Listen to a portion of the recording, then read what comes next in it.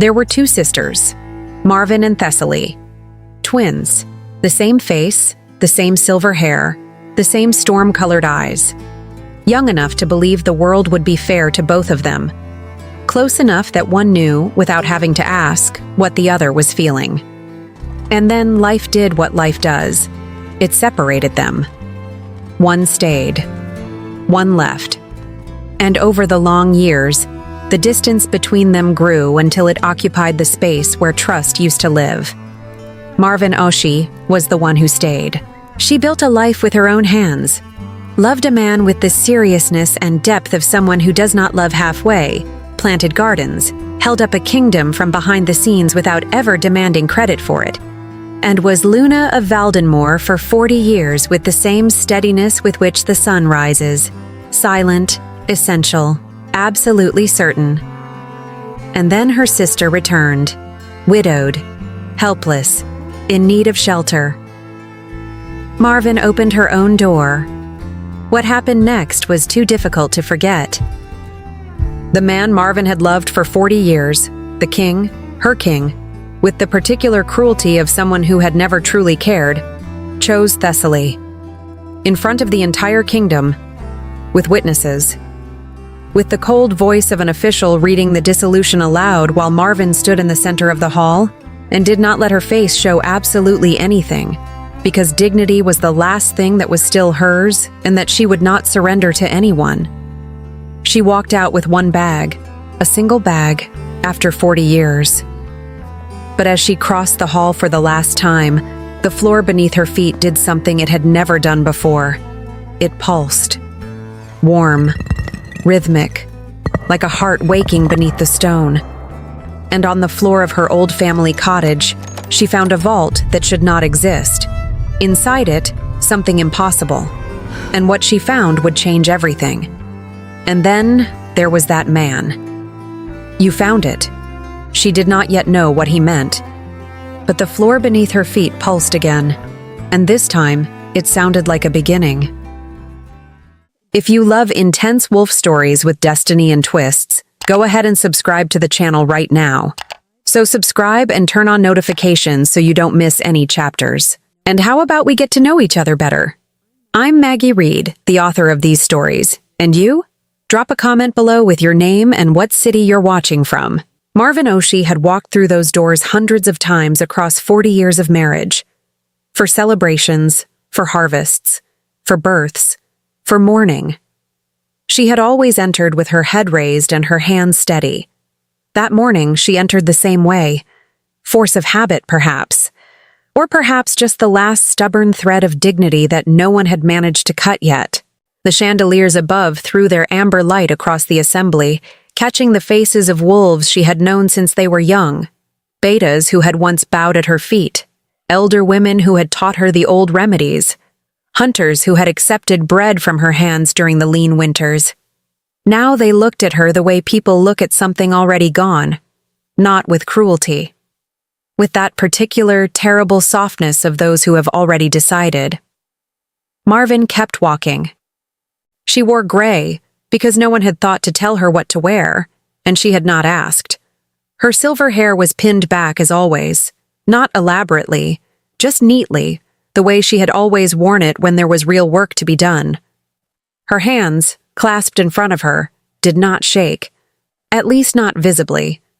Inside, each step felt like pressing a foot onto ice she was not sure would hold. King Korith Duan stood at the far end of the hall, at the top of the 3 stone steps that led to the twin thrones. He was a tall man still, broad in the shoulders, his beard gone white at the edges and silver at the center. A detail that had always made him look distinguished. Marvin had loved that face once. She had loved it deeply, and for a long time. Which was perhaps why looking at it now felt like pressing a thumb into a bruise that had never properly healed. He was not looking at her. He was looking at the woman standing just behind his right shoulder. Thessaly. Marvin had not seen her twin sister in over 30 years, and yet the resemblance was, as it had always been, startling. The same silver hair, the same line of the jaw, the same storm-gray eyes. But Thessaly wore deep crimson, and crimson suited her in a way it had never suited Marvin, and she stood the way a woman stands when she knows exactly how much space she is allowed to take. She met Marvin's gaze across the hall and offered a small, composed smile, the kind that says nothing personal and means something else entirely. Marvin looked away first, not out of defeat, simply because she had learned over 62 years of living that some faces are not worth the energy of hatred. Elder Vane stepped forward from the left side of the dais, his ceremonial robe smelling of cedar and old wax. He unrolled the parchment he carried with the gravity of a man who believes that formality makes difficult things less painful. It does not, but Marvin let him have it. "By the authority of the Alpha Throne of Valdenmoor," he began, his voice strong and unhurried, "and in accordance with the ancient right of an Alpha King to name his Luna, as though she were a piece of furniture, a title to be assigned and reassigned like a key passed between hands. King Corith Duan hereby dissolves the bond of Luna from Marvin O'Shea, formerly of House Greyvane." Formerly. That word landed somewhere between her ribs and did not move. "And claims the right of renewal, recognizing Thessaly Duan as the new Luna of Valdenmoor, effective at the close of this moon." A murmur moved through the assembled pack like a cold breeze through tall grass. Marvin heard it clearly. She also heard, somewhere to her left, the sharp and barely contained intake of breath that could only belong to her son Brennan. She did not look at him, because if she looked at him she would see his jaw locked against tears, and then she would not be able to hold herself together, and she had promised herself, firmly and with great stubbornness, that she would hold herself together for exactly as long as it took to walk back out of this hall. She fixed her gaze on the far wall instead. A tapestry she had commissioned 23 years ago, depicting the founding wolves of Valdenmoor in midnight blue and copper thread. She had spent 3 months selecting the colors. She remembered sitting at the long table in the east room with the weaver's samples spread before her, holding each swatch up to the window light. She had been so proud of that tapestry. It still hung there, straight and untouched, as though the hall had not noticed that its Luna was being quietly erased. Elder Vane rolled the parchment back up. Luna Marvin. He did not say former. She gave him credit for that small, quiet mercy. "Do you accept the dissolution and withdraw your claim to the title, the bond, and the territory of Valdenmoor?" The hall went very still. Marvin let it be still for a moment. She breathed in the pine resin, the cold stone, the faint wood smoke that had been part of every morning of her adult life. She thought, briefly and unexpectedly, of the kitchen gardens she had planted along the eastern wall, of the stone pathway she had convinced the builders to curve slightly so it would catch the light in the late afternoon, of the lavender she had insisted on adding to the linens, because Corith had once said it helped him sleep. Small things. The kind of things a person leaves in a place without meaning to, scattered across 40 years like seeds pressed into soil with no thought of harvest. Then she raised her chin just a fraction higher and spoke. "I do," she said. Her voice was clear and even, and gave away nothing at all. "I withdraw." A sound moved through the crowd again, different this time, quieter, almost ashamed. Corith, for the first time that morning, looked at her directly. His expression was not triumphant. She had half expected triumph and had prepared herself to meet it. Instead, what she found on his face was something far more complicated, something that looked almost like relief, which was, in its own quiet way, infinitely worse than cruelty would have been. She turned and walked back toward the great doors. The assembly parted for her. Slowly, silently, the way water moves around a stone it cannot move. She was almost at the threshold, close enough to feel the cold morning air reaching in from outside, close enough to taste freedom and grief in the same breath. When it happened, a sound beneath her feet, so faint she might have dismissed it as the settling of old stone, except that she had worn these same stone-soled shoes in this hall for 40 years, and she knew every sound this floor made, every groan and creak and silence. This was none of those. It was a low resonance rising from directly below the central flagstone, the large, dark one beneath the iron wolf seal at the heart of the hall. A sound almost like a hum, almost like a pulse. Marvin stopped. She should not have stopped. Every dignified exit in the history of dignified exits depended entirely on not stopping. And yet her feet had done it before her mind had any say in the matter. And now she stood perfectly still in the center of the great hall with every eye in Valdenmoor on her back, one hand pressed flat against her sternum without her having chosen to put it there. Because the sound was not random. It was rhythmic, patient, steady as a heartbeat beneath the earth, and it was coming from below the same stone she had walked over every single day for 40 years, without it ever making a sound. She did not look down. She did not look back.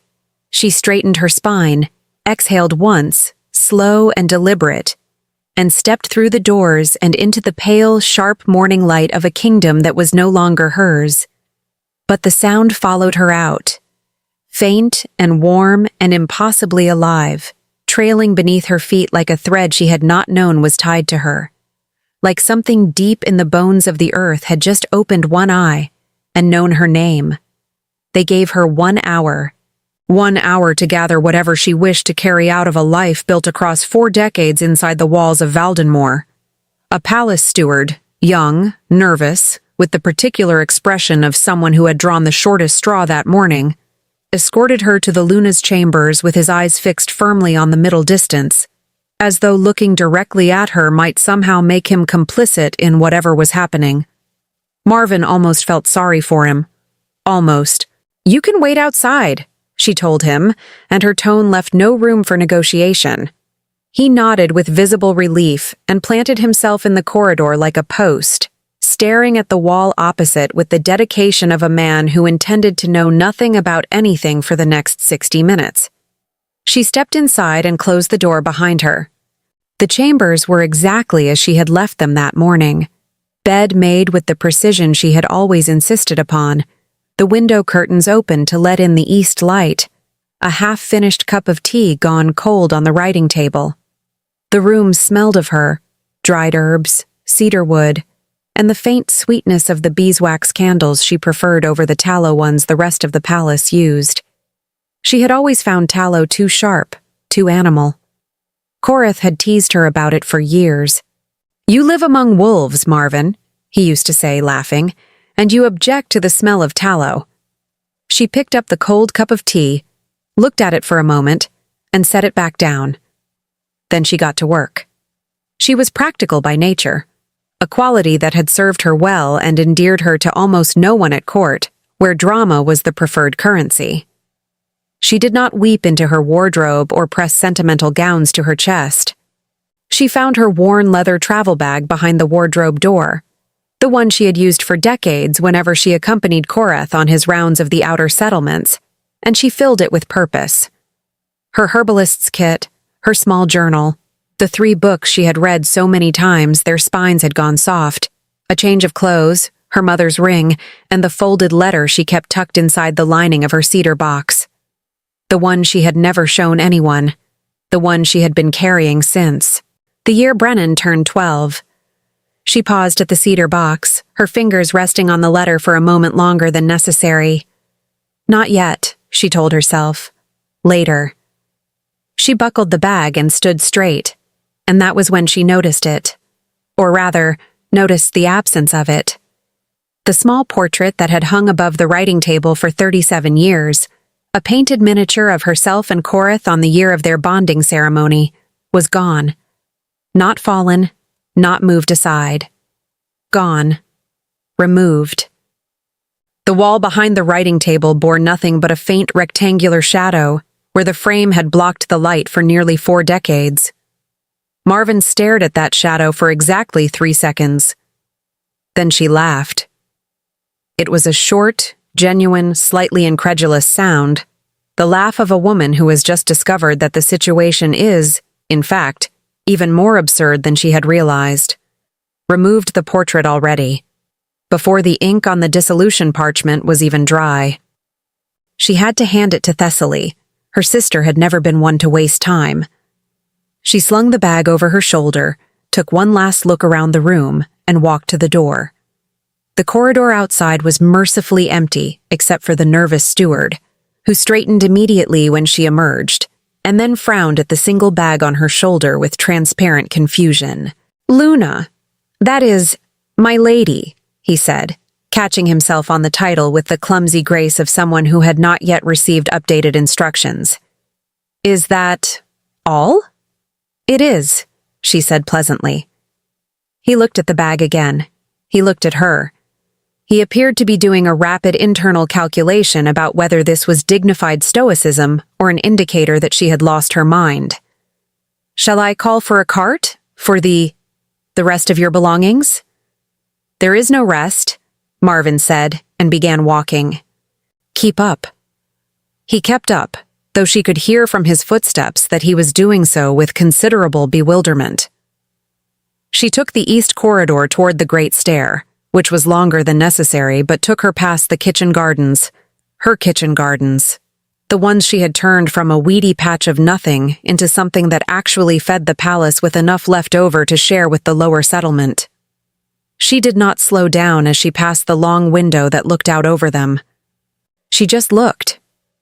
The late morning light was lying across the raised beds in long gold strips, and the rosemary she had planted along the border wall was flowering early this year, small purple blooms catching the light like scattered sparks. She memorized it in one glance and kept walking.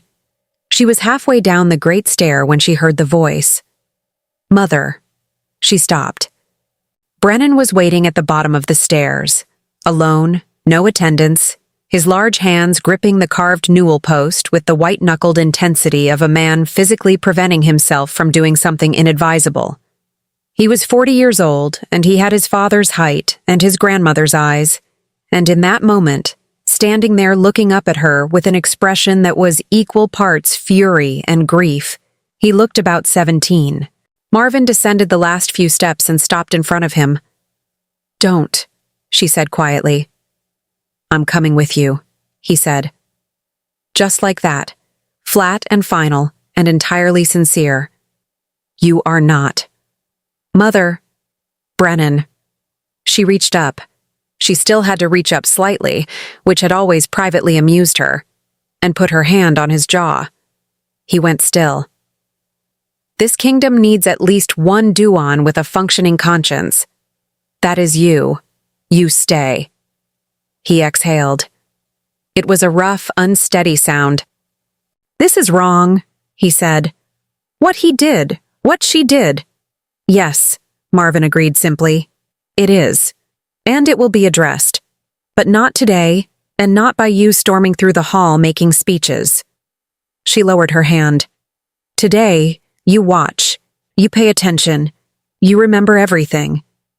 Something shifted in his eyes, from raw grief to something sharper and quieter.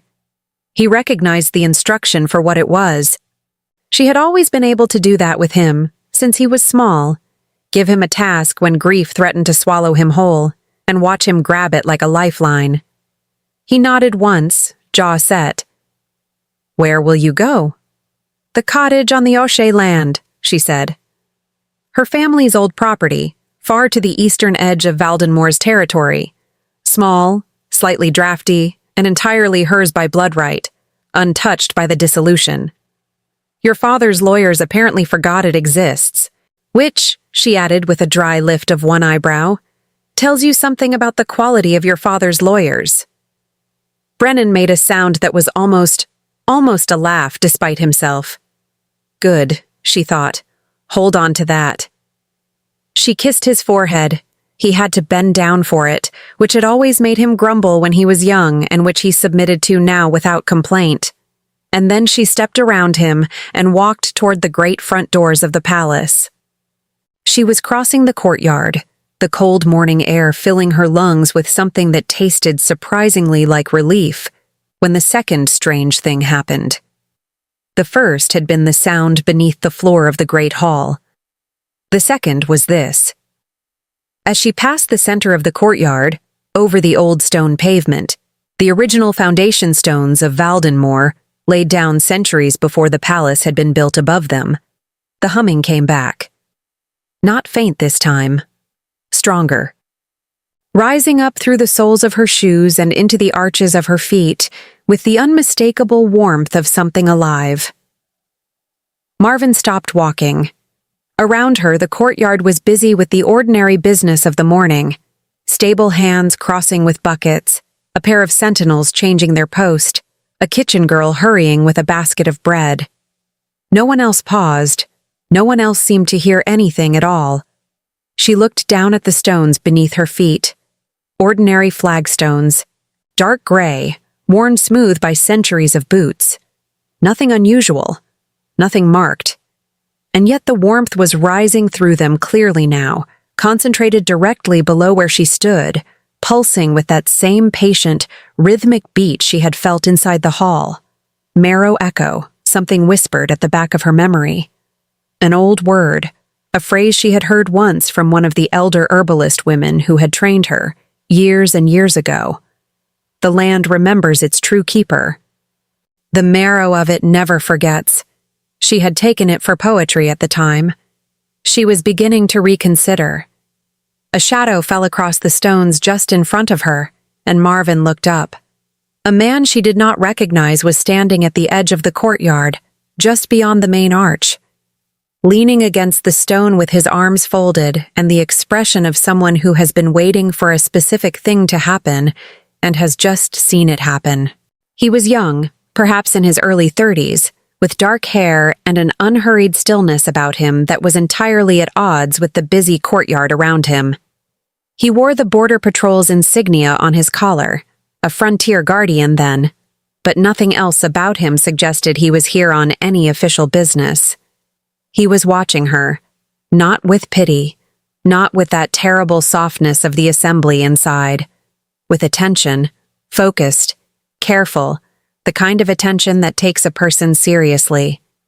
Marvin straightened her spine out of pure reflex and looked back at him with the full, measured weight of a woman who had been the Luna of Valdenmoor for 40 years and had not stopped being herself just because someone had taken the title away. The man held her gaze without flinching. Then, slowly and deliberately, he looked down at the stones beneath her feet, then back up at her, and he nodded. Once, small, as though confirming something to himself. As though whatever he had been waiting to see, he had just seen it. Then he pushed off from the arch and walked away through the gate, disappearing into the morning without a word. Marvin stood in the courtyard for a long moment, the warmth still rising through the stones, the bag on her shoulder, the cold air on her face, and the very distinct and unsettling feeling that her life, the real one, the one she had not yet lived, had just quietly decided to begin. She hoisted the bag higher on her shoulder. Right then, she thought. Let's see what you want from me. And she walked through the gate and into the wide, uncertain morning beyond. The Ashi cottage was smaller than she remembered. That was the first thought Marvin had when she pushed open the old wooden gate and saw it sitting at the end of the overgrown path. Squat, stone-walled, with a roof that had developed a slight but opinionated lean to the left, as though the whole structure had spent the last decade thinking about lying down and had not quite committed to the decision.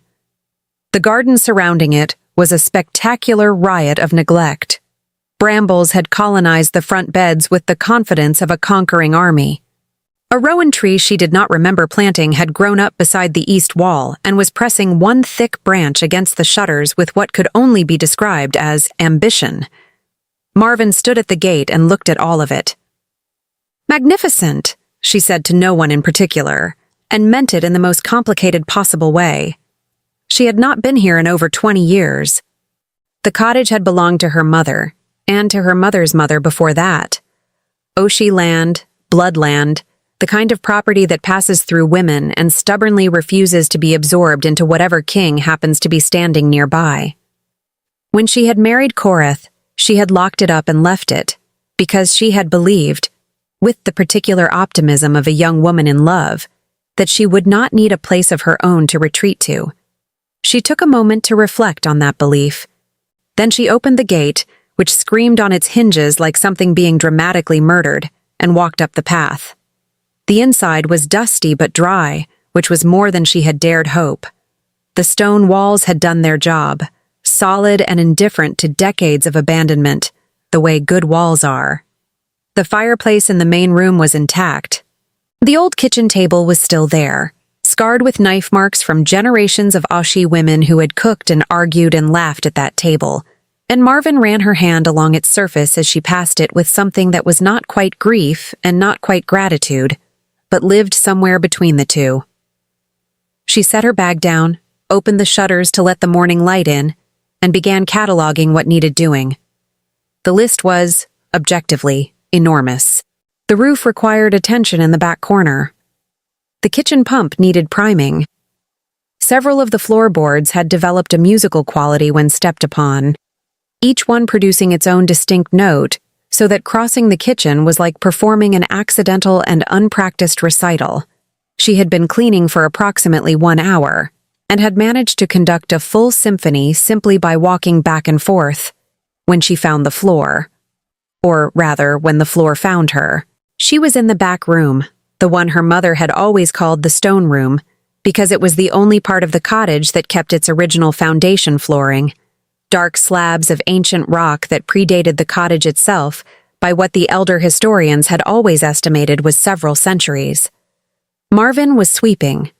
Ordinary sweeping, the methodical kind, working from the far wall inward, when the broom caught on something. Not a raised edge, not a loose stone. More like a seam, a deliberate seam, clean cut, in a rough square shape she had simply never noticed before, because the decades of dust had filled it in perfectly. She crouched down.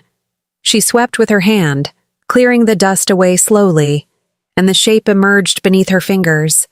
A square of stone, roughly the size of a large book, set slightly apart from the surrounding floor, its edges cut with a precision entirely unlike the rough hewing of the rest of the foundation. At its center was a shallow depression, not a handle, exactly. More like a place to press. A palm-sized hollow worn smooth, as though many hands had pressed it over many years. Or perhaps just one hand, many times. Marvin sat back on her heels and looked at it. The warmth came immediately, rising from the stone through her knees and into her palms with the same pulsing rhythm she had felt in the courtyard, in the great hall. Stronger here. Much stronger. Not frightening, which she noted with some interest. It felt the way standing in sunlight feels after a long, cold morning. Patient, unhurried, familiar. She pressed her palm flat against the hollow. The stone moved. Not explosively, she was somewhat grateful for that, given that an explosion at this particular point in her week would have been excessive. It simply sank, smoothly and without resistance, about 2 inches, and then a low sound traveled through the floor in all directions like a ripple through still water, and the square stone swung downward on a hidden hinge, revealing a dark space below. Marvin peered in. A vault. Small, perhaps the size of a traveling trunk, cut from the living rock below the cottage foundation. And inside it, a box. Plain dark wood, bound with tarnished silver, no larger than the kind one keeps letters in. And sitting on top of the box, perfectly composed and deeply unbothered, was a crow. A large crow. Iridescently black, with eyes the precise color of amber, watching her with the self-possessed tranquility of an entity that has been waiting for this moment for some time and finds the delay entirely forgivable. Marvin stared at the crow. The crow stared back. "Well," Marvin said after a respectful pause, "you have clearly been here longer than I have. So, by all means." The crow tilted its head, stepped delicately off the box, hopped to the edge of the vault, and settled there with the air of a creature that has just formally handed over a responsibility it is glad to be rid of. Marvin reached in and lifted the box out. The silver clasp opened at her touch. No key needed, no resistance, just the quiet click of something recognizing what it had been waiting for. Inside, laid on a bed of dark velvet, were three things. The first was a letter, sealed with wax in a deep blue she recognized. The seal of the Ashi line. Her mother's hand on the envelope. She knew those letters anywhere, slanted and decisive, pressing hard into the paper as though the words might otherwise escape. For Marvin. When the echo calls. Her hands, she noticed distantly, had finally started to shake. The second was a key, long, silver-black, carved along its length with markings that were not quite runes and not quite letters, but fell somewhere between the two. It was warm to the touch, warmer than the vault it had been lying in, warmer than the room around her. The third was a small glass vial on a silver chain, containing something that glowed, softly, steadily, in the dim light of the stone room, with a pale gold luminescence that had absolutely no business glowing that way, and yet, here it was, glowing. Marvin sat down on the dusty floor of her mother's cottage, which was perhaps not the most dignified position she had occupied in her 62 years, but which seemed, under the circumstances, entirely appropriate. She opened her mother's letter, and by the time she finished reading it, by the time she had read it twice, and then a third time with her lips moving silently, the world she had understood that morning was gone, replaced by one that was older and larger and far more complicated than the one she had just been expelled from. The letter shook slightly in her hands. The crow, still perched at the edge of the vault, made a small sound. Not quite a caw, more like a word in a language she almost knew. Almost. She was still sitting on the floor when the knock came at the door. 3 knocks, precise, unhurried. The knock of someone who is fairly sure they have the right house but is being courteous about it nonetheless. Marvin closed the box, tucked it under her arm, stood up, and walked to the front door. The floorboards performed their customary recital underfoot. She opened the door. The man from the courtyard stood on her step. The frontier guardian, the one who had watched her with that focused, careful attention, and then nodded to himself and walked away. Up close, he was perhaps even younger than she had estimated. Somewhere in his early 30s, with the unhurried quality of someone who has spent a great deal of time outdoors and none of it in court. He had a bruise above his left cheekbone that was a few days old and a scar along his jaw that was considerably older. He looked at the box under her arm, then at her face. "You found it," he said. "I did," said Marvin. "Were you going to introduce yourself?" she inquired pleasantly. "Or were you planning to make this as mysterious as possible for as long as you could sustain it?" Something shifted at the corner of his mouth. Not quite a smile, but the structural ancestor of one. "Zarek Voss," he said. "Frontier Guardian, Eastern Border. And you are Marvin Oshe, not former Luna, not formerly of House Greyvein, just Marvin Oshe." He said her name with a particular weight, as though it meant something specific to him. "Your mother sent me," in a manner of speaking. Marvin looked at him for a long moment. Then she stepped back from the door. "Come in," she said. "Mind the floorboards. They play a tune whether you like it or not, and you can tell me everything while I make tea, because whatever you are about to say, I find it goes better with tea." Zarek Voss stepped inside. The floorboards played their tune. The crow, following through the still open window with the casual confidence of a creature who lives wherever it wishes, settled on the back of a chair and watched them both. Outside, somewhere over the eastern ridge, the sky was doing something unusual. A thin line of gold light along the horizon, far too late in the morning for sunrise and far too early for anything else. The marrow echo pulsed beneath the floor, steady and patient, and waited. The tea, at least, was a success. Marvin had found a tin of dried leaves in the back of the kitchen cupboard that had survived the decades with admirable stubbornness, and while the result was something that technically qualified as tea in the same way that a determined puddle technically qualifies as a pond, it was hot and it was there, and that was sufficient. She set a cup in front of Zarek Voss, sat across from him at the scarred kitchen table, folded her hands, and looked at him with the expression she had perfected over 40 years of managing a palace, the one that said, "I am listening, I am patient, and I have seen considerably worse than whatever you are about to tell me, so please proceed." Zarek wrapped both hands around the cup, looked at it briefly with the expression of a man who suspected the tea might be sentient and hostile, and began. "Your mother," he said, "was the last living keeper of the Marrow Echo records."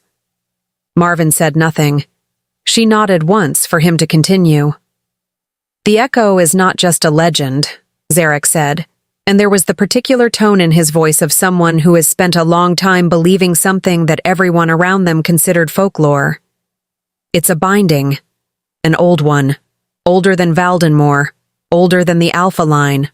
Older than the pack system as it exists now.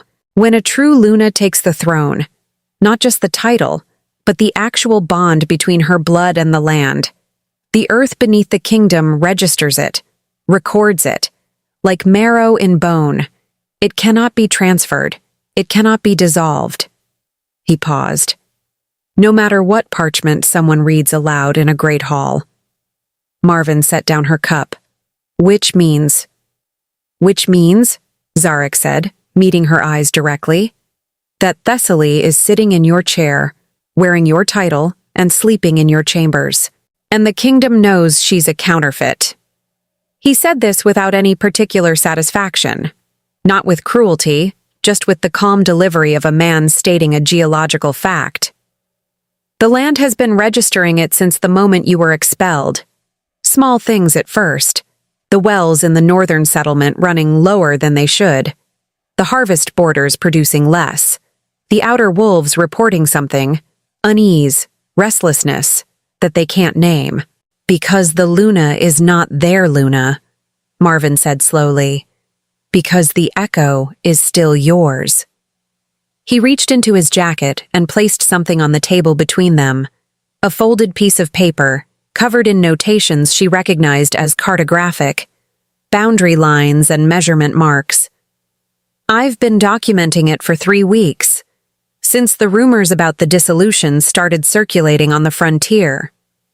Marvin looked at the map, then at him.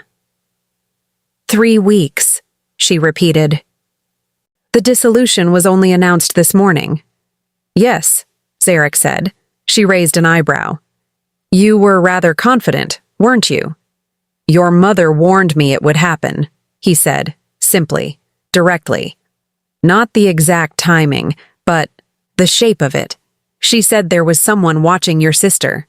That Thessaly had spent 2 years in this kingdom before she ever knocked on your door as a widow seeking shelter. That her widowhood was considerably more convenient than it appeared." The room went quiet. Marvin heard the crow shift on the back of the chair. She heard the rowan branch pressing against the shutter. She heard her own heartbeat, which had developed a very focused and deliberate quality, the kind it reserved for moments when rage needed to be processed efficiently rather than expressed immediately. "Say that again," she said quietly. "The part about 2 years." "Thessaly Vale has been in correspondence with members of Koreth's inner council for at least 2 years, Zarek said, and he watched her face carefully as he said it, not with the avid curiosity of someone watching a spectacle, but with the attention of someone prepared to catch something if it falls. The widowhood was real. Her mate did die, but her grief was considerably more strategic than it appeared. She chose the timing of her arrival at Valdenmoor deliberately when Koreth was— He stopped. "When Koreth was what?" Marvin asked. Her voice was still even. Remarkable, she thought distantly, what the body can be trained to do. Zarek hesitated for just a moment. When Koreth was already feeling, according to his closest betas, that the kingdom had grown too quiet, that he had grown old without having been great. He said this carefully, without editorializing. Thessaly arrived knowing exactly what a man in that particular frame of mind would respond to. Marvin thought about the look on Koreth's face that morning. The relief. She understood it differently now. It was not the relief of a man who had finally done something difficult. It was the relief of a man who had been told, convincingly and repeatedly, a story about himself in which what he was doing was not weakness, but revolution. Someone had built him that story. Someone had furnished it with details. Someone had been very, very thorough. She picked up the letter from her mother that lay open beside the box on the table. She had read it 3 times before Zarek knocked. She read one line of it again now, silently. The vault holds what the throne forgot. The key opens what the dissolution cannot touch. And the vial. The vial is for when you are ready to let the echo be heard. The vial, Marvin said. Yes, said Zarek. What does it do? He was quiet for a moment. Then, if a true Luna drinks it willingly, the marrow echo surfaces, becomes visible, audible. Every wolf in the territory will hear it, feel it, at the same moment. It is, as your mother put it in her records, essentially the land announcing its own owner. Rather loudly.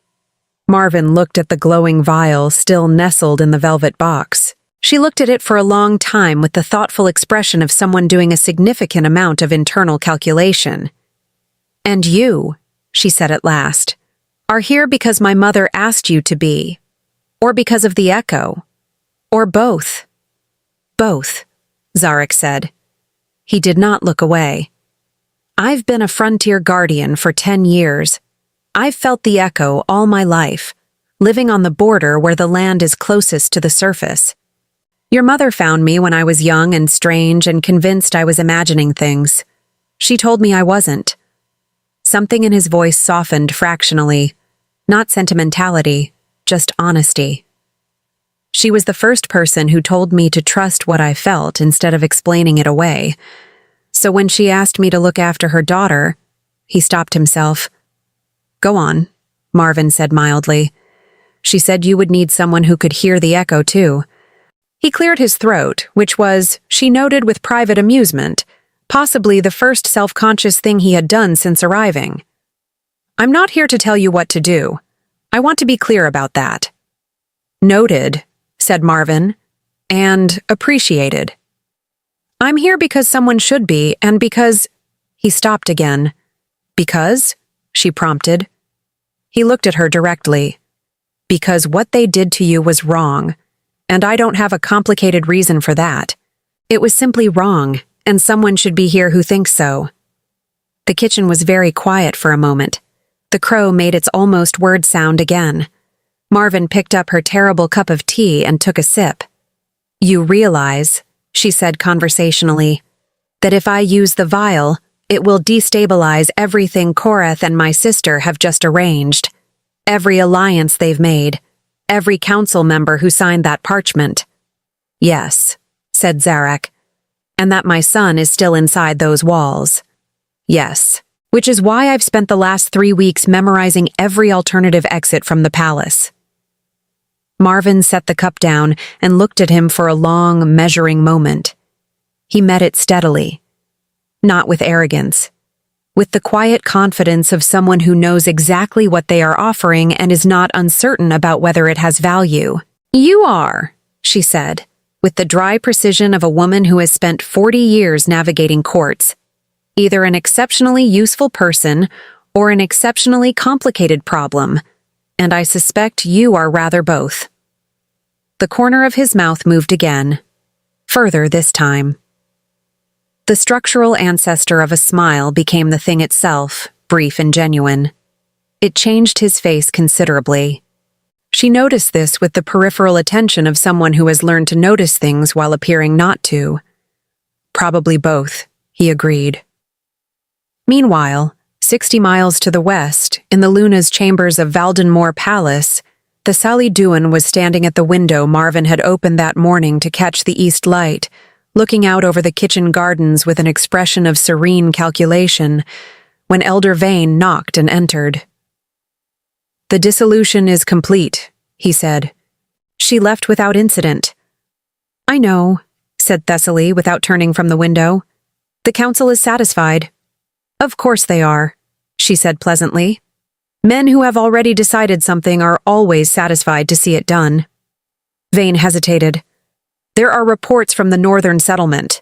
The wells are fine, Thessaly said firmly, and now she did turn, and her smile was warm and composed and entirely impenetrable. Everything is fine, Elder Vane. My sister is an old woman with a bag and a cottage. She is no threat. She paused. She never was. That was rather the point. Vane looked at her for a moment. He had the expression of a man who has just heard something that he will need to think about later, when he is alone and has time for doubt. But he nodded, and bowed, and left. Thessaly turned back to the window. Below, in the kitchen garden, the rosemary was flowering beautifully in the afternoon light. She had always loved rosemary. She made a mental note to cut some for the Luna's chambers, her chambers now, and found herself thinking, briefly and irritatingly, that it was Marvin who had planted it. She pushed the thought aside.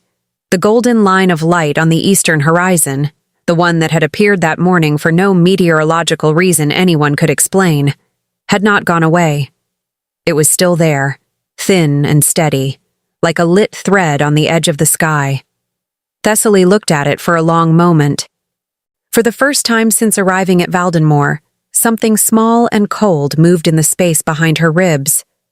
She turned from the window and went to find Korith, walking briskly and smiling at every wolf she passed, and she told herself the feeling was nothing. It was not nothing. 3 days in the cottage had done something unexpected to Marvin Oshie. They had reminded her that she was, beneath 40 years of being Luna, a person who knew how to be alone without being lonely, and that this was, in fact, a rather remarkable thing to know about oneself. She had repaired the kitchen pump, coerced the gate into opening without screaming, cleared the front beds of their bramble occupation, and developed a functional, if slightly adversarial relationship with the crow, whom she had begun calling Edgar, on the grounds that he had the bearing of someone who took himself very seriously and deserved a name to match. Edgar had not objected. Zarek had come each morning, quietly, without making a production of it, bringing provisions from the border settlement market and whatever new information had come in through his network of frontier contacts. He sat at her kitchen table, drank her terrible tea without complaint, and spoke to her as though she were the most competent person in any room she happened to occupy, which, after 40 years of being managed and curated and gently sidelined by palace protocol, felt so unusual that she occasionally had to look at the window to compose herself. She had not used the vial yet. She had thought about it constantly, turning it over in her mind the way one turns a problem, examining it from every angle. The risk was real. The moment the echo surfaced, Thessaly and Korith would know. The council would react. Brennan was still inside those walls. She needed to be certain before she moved, not just right. There is a difference between certain and right, and 62 years had taught her to know it. On the morning of the 4th day, she was in the stone room with her mother's letter spread flat on the floor in front of her. She had taken to reading it there, where the echo pulsed most strongly, as though proximity to it helped the words make more sense, when Edgar the Crow suddenly stood up very straight on his window perch, every feather sharp with attention, and said one syllable in that almost language of his. A second later, the sound of boots on the garden path. Fast boots. Running. Marvin was on her feet and at the door before the knock came. Brennan looked terrible. Not in any physical sense. He was uninjured. She checked immediately with the swift efficiency of a mother who has been doing rapid visual assessments since the day he learned to walk, but in the way a person looks when they have not slept and have been holding something with both hands for several days, and have just made a decision that means putting it down. "I need to tell you something," he said, slightly out of breath, "and I need you to not be calm about it." Marvin stepped back from the door. "Come in." "I mean it," he said, following her inside, Edgar eyeing him with professional suspicion from the window. "I know your face. I know the calm face. I am asking you, specifically, not to use the calm face for this. Brennan." She turned and looked at him. "Sit down and tell me." He sat. He put his hands flat on the table. He looked at them for a moment and then looked up at her. Thessaly didn't come to Valdenmoor because she was grieving, he said. She came because father has a brother, one he has never spoken of publicly, one who was exiled before I was born. And that brother, his name is Osvan, has been living in the outer territories for 30 years, building something. He paused. A claim. A documented blood right claim to the Alpha throne, which he intends to present to the Elder Council at the next full assembly. Marvin sat down slowly across from him. Thessaly knows about Osvan, Brennan continued. She has known for years. She approached father not because she fell in love with him. His jaw tightened at that, briefly, before he smoothed it over. She approached him because a king facing a rival, claim to his throne is a vulnerable king. And a vulnerable king will make decisions. That a secure king never would, Marvin finished quietly. She offered him a consolidation, Brennan said. She came with something. Documents, alliances, contacts in the outer territories that could counter Osvan's claim.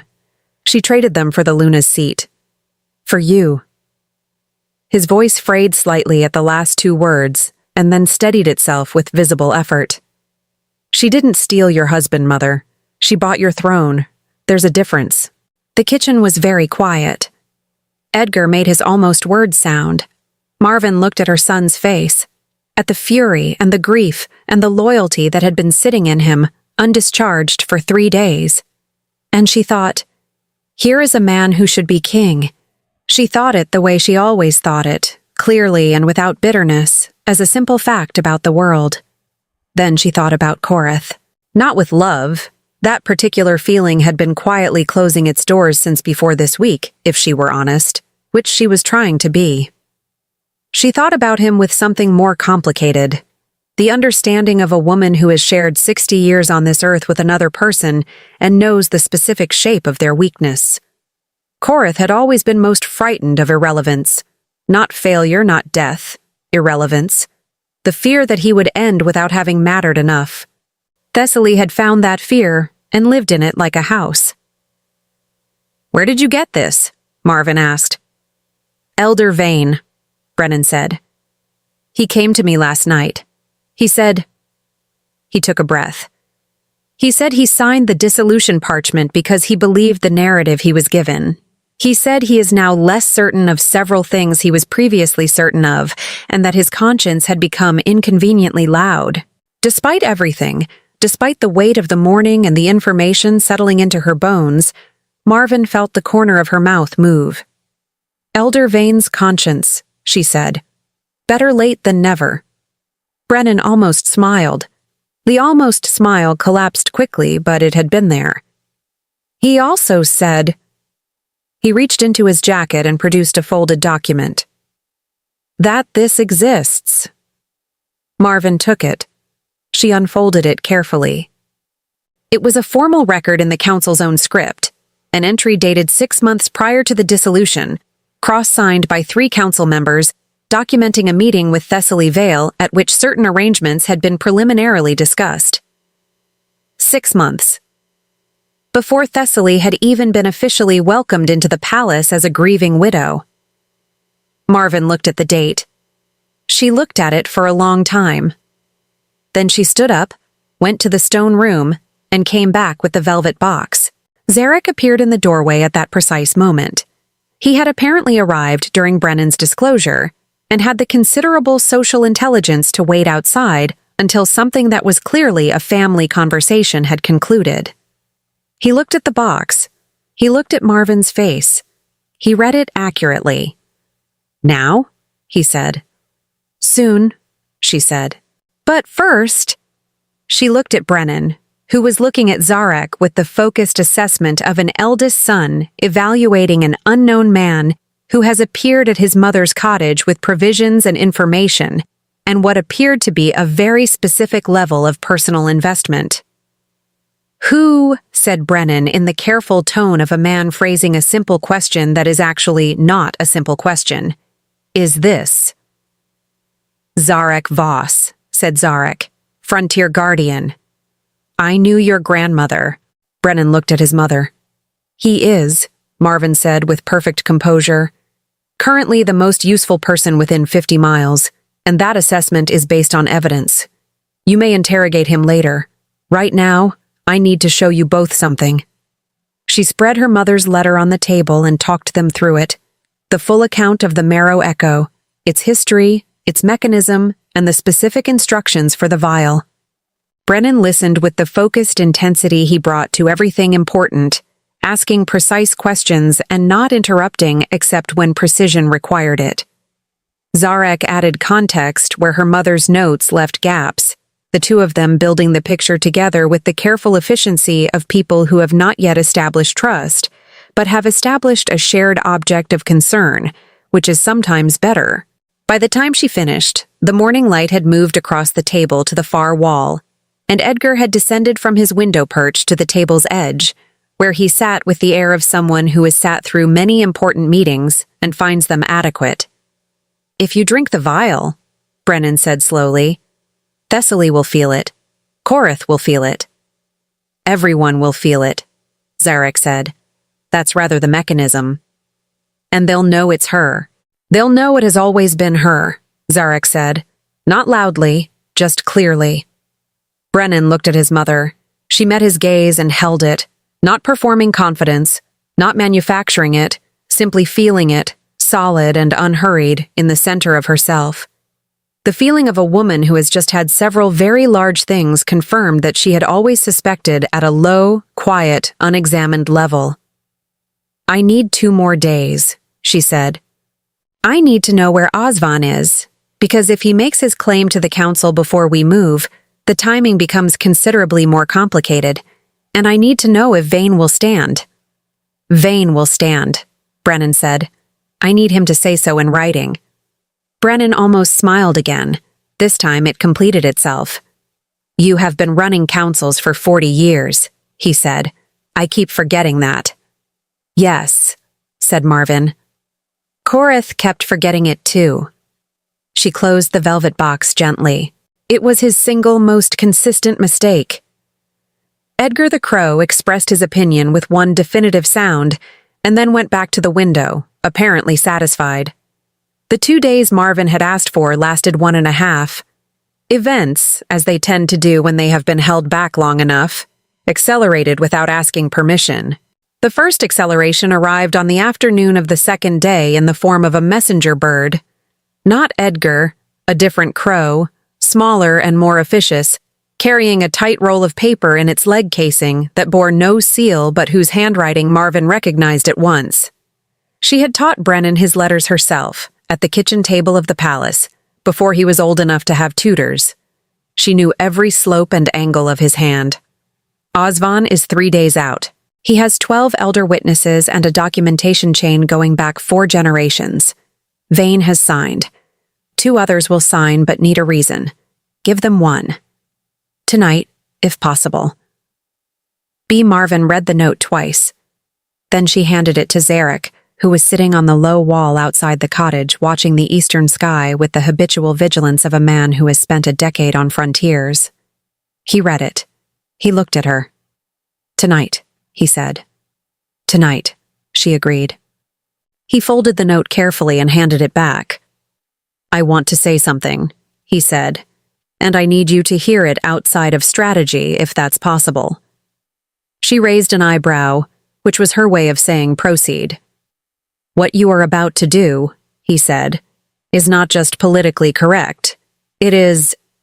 He paused, and she had the impression of a man who chooses words with care, not because he is uncertain of his feelings, but because he respects the weight of the moment enough to be precise.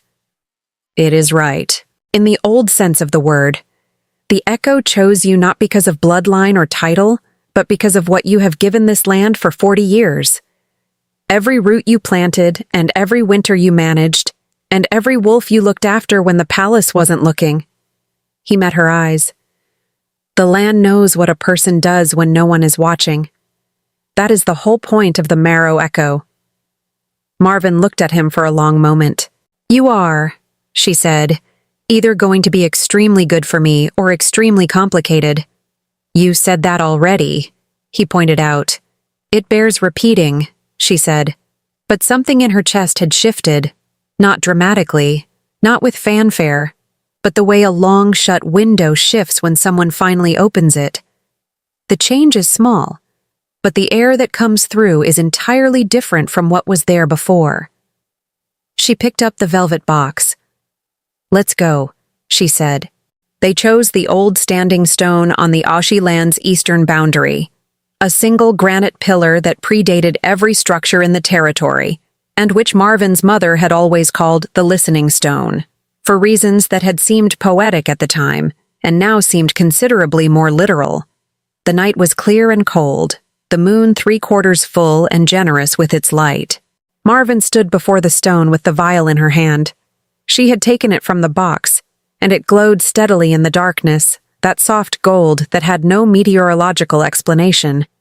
And Zarek stood a few feet away with the precise quality of alertness of a man who is not interfering but is absolutely present. She turned the vial in her fingers. "My mother drank something like this once," she said, not to Zarek exactly, more to the night. "She never told me what it was. She told me it tasted like something you had almost forgotten and were glad to remember." "That's what the records say," Zarek said quietly. "More or less." "Well," said Marvin, with the dry pragmatism of a woman who has faced considerably harder things than a glowing vial on a cold night, "here we are then." She opened it, and the scent that rose from it was extraordinary. Warm earth and rain-wet stone, and something green and living and deep, like standing in an old forest in the first moment after sunrise. She breathed it in once, fully, and then she drank it. It was not dramatic. There was no column of light, no thunder, no spectacle of the kind that tends to feature in stories told around fires. What happened was quieter and more profound than spectacle. Warmth moved through her, starting at the center of her chest and spreading outward in every direction, down through her feet and into the earth below, and then, reaching outward in all directions at once, fast and unstoppable, like the ripple from a stone dropped in still water. Marvin closed her eyes. She felt the land. She felt it the way you feel a room you grew up in when you return to it in the dark. Not by sight, but by the specific shape of the air, by memory encoded in the body rather than the mind. She felt the northern wells and the harvest borders and the outer pack settlements. She felt the old foundations of the palace, deep in the earth. She felt the roots of her kitchen garden rosemary. She felt all of it at once, enormous and intimate simultaneously, and it knew her in return. A sound rose from the earth, the marrow echo surfacing at last, spreading in all directions across the territory. Not a sound exactly, a recognition, a collective bone-deep acknowledgement moving through every wolf in Valdenmoor at the same instant, waking them from sleep, stopping them mid-sentence, arresting them mid-step. She is the Luna. She has always been the Luna. The land says so. Inside the palace, 60 miles west, Thessaly Duan sat upright in the Luna's bed in the dark. Her hand was pressed flat against her chest. Her breath was shallow, because she had felt something. Not the echo itself, she could not hear it. Her blood did not carry the bond, but the absence of something she had been relying on. The silence where something that should have been hers simply was not, had never been. She sat in the dark for a long time. Then she stood up, dressed with efficiency, and went to find the 3 council members who owed her the most, because Thessaly Vale was many things. But she was not a woman who waited for circumstances to catch her unprepared. Korath was already awake when she passed his door. She heard him pacing. She did not stop. She needed her allies more than she needed to manage his anxiety. And there was a brief, brilliant calculation happening behind her composed expression as she moved through the corridor. She had not come this far to be undone by a glowing vial and an old woman who kept her dignity. She had not.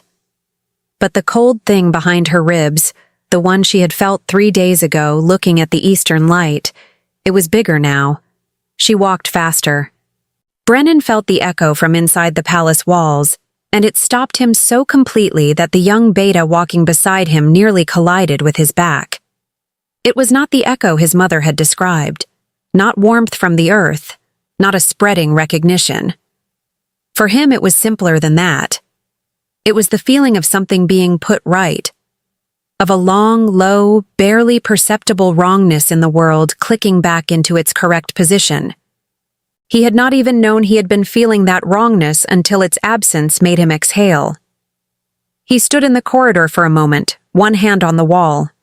Then he straightened, turned to the beta beside him, and said with great calm, "Please inform Elder Vane that I need the full council assembled within the hour. Tell him the Luna has exercised the marrow rite." He paused. "He'll know what that means." The beta stared at him. "Go," said Brennan. The beta went. Back at the Standing Stone, the echo had settled into something steady and quiet, present beneath the earth the way a heartbeat is present, noticed only when you listen for it. Marvin opened her eyes. The night looked the same. The moon was in the same position. The cold was the same cold. But she was somehow precisely and entirely herself in a way she had not been in longer than she could clearly name. She exhaled. A long, slow breath that took quite a lot with it. Zarek said nothing. He was watching her with that careful, focused attention of his, the kind that did not demand anything from the person being watched, and she found, somewhat to her own surprise, that it did not irritate her. That being seen, in this moment, by this particular person, was not the intrusion it might have been from anyone else. "Well," she said at last, in a voice that was steadier than even she expected, "I believe we have just made a great deal of noise." "Probably," Zarek agreed. "Thessaly will be moving." "Yes." "Korith will be frightened." "Also, yes." "And we have—" She looked at the eastern sky, reading the moon's position with the automatic fluency of a woman who has tracked seasons all her life. Perhaps 4 hours before whatever she sets in motion reaches this land. 3.5, Zarek said, with the calm specificity of a frontier man who has learned to be precise about time. "I know her contact in the eastern settlement. He's fast." Marvin looked at him. A small, sharp, genuine smile crossed her face, the first fully unguarded smile she had worn in longer than this week. "Then we had better be faster," she said. Edgar appeared from the darkness above, landing on the Standing Stone with a single decisive sound, his amber eyes bright in the moonlight. "Even Edgar agrees," Marvin said. Zarek looked at the crow. The crow looked at Zarek with the frank evaluation of a creature who has supervised more than one human decision and found the species inconsistent but occasionally promising. "Does he have a name?" Zarek asked. "Edgar," said Marvin. "Of course it is," said Zarek, and they moved. The road back to Valdenmoor at 3 in the morning had a particular quality that Marvin had never experienced before, not because roads change at night, but because she had never before traveled one as a woman with nothing left to lose and a great deal left to claim. There is a specific freedom in that combination, she was discovering, that no amount of titles or tapestries or well-furnished chambers had ever given her. She walked.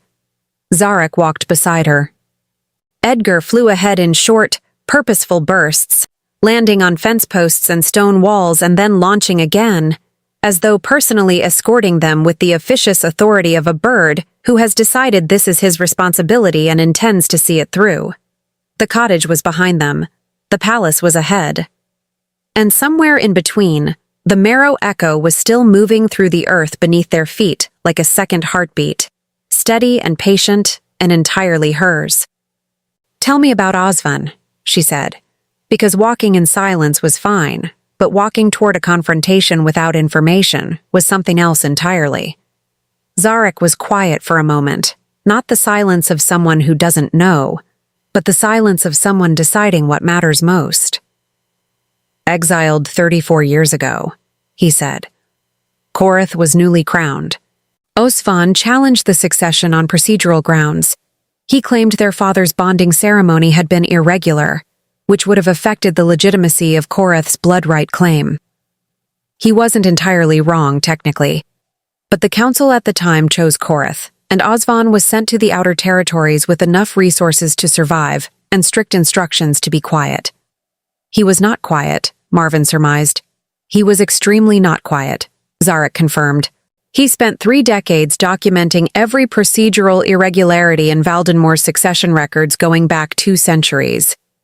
He has, by all accounts, a collection of documents that would make Elder Vane weep with either admiration or despair, depending on his mood.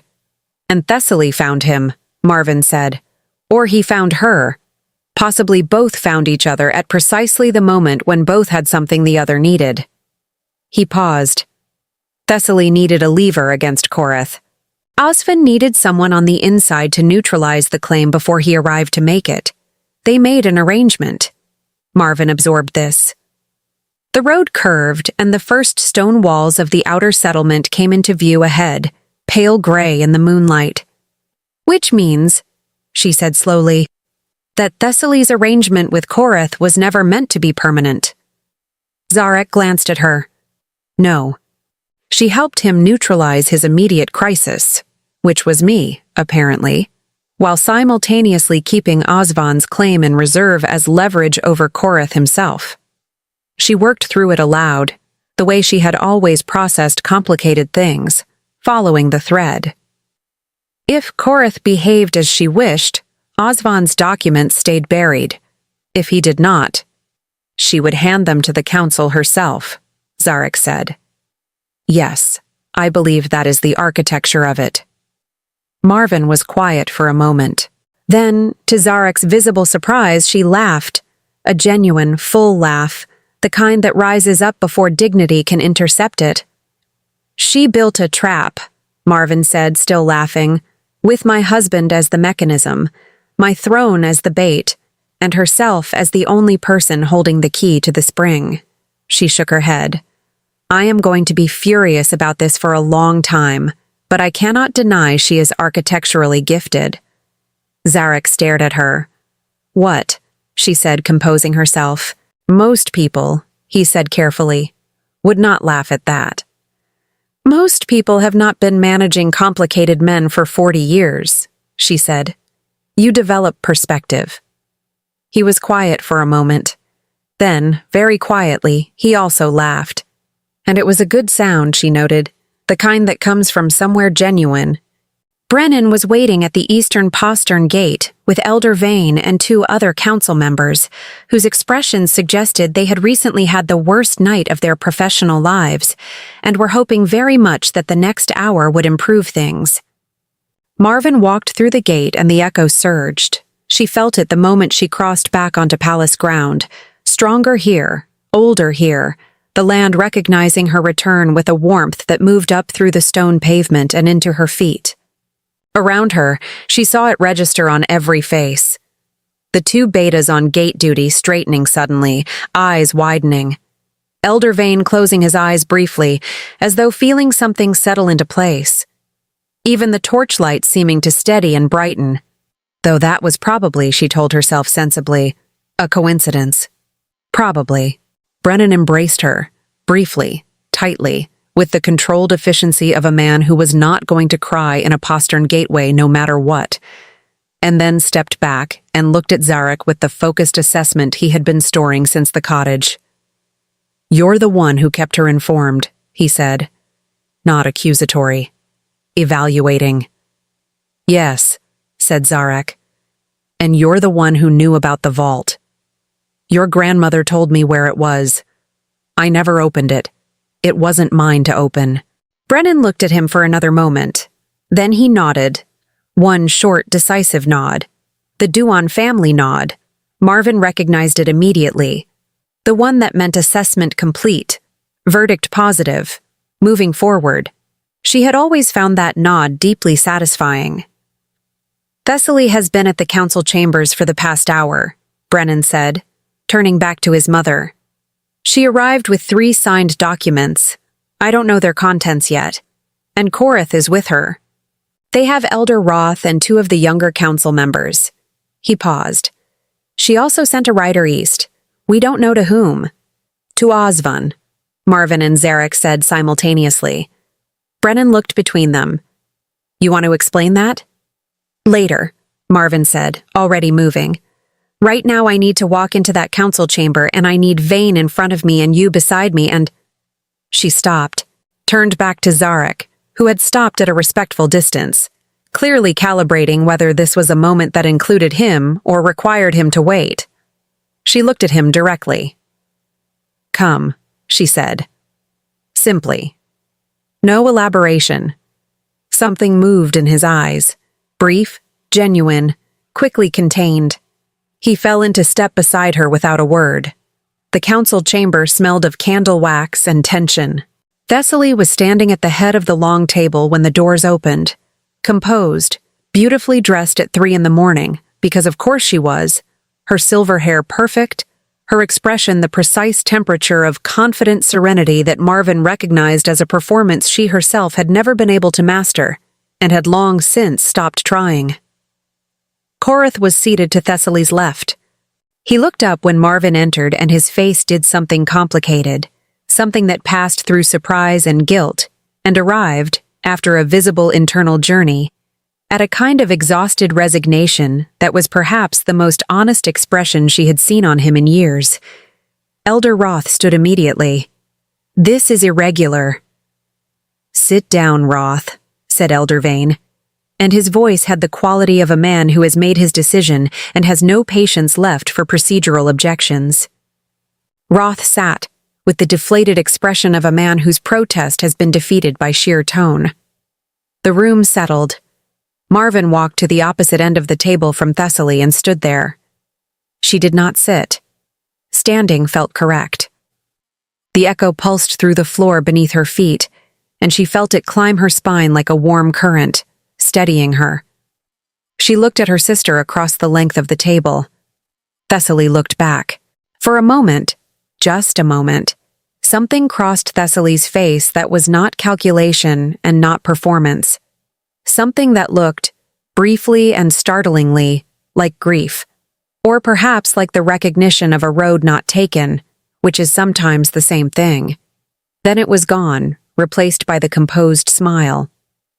Marvin, Thessaly said, as though greeting her at a family dinner. I wondered how long before you came back. You knew I would, Marvin said. Not a question. I hoped you wouldn't, Thessaly said. And then, here was the first crack in the architecture, the first moment where the voice and the smile did not entirely match. She said it again, quieter. I hoped you wouldn't. The room was very still. Korath looked at Thessaly.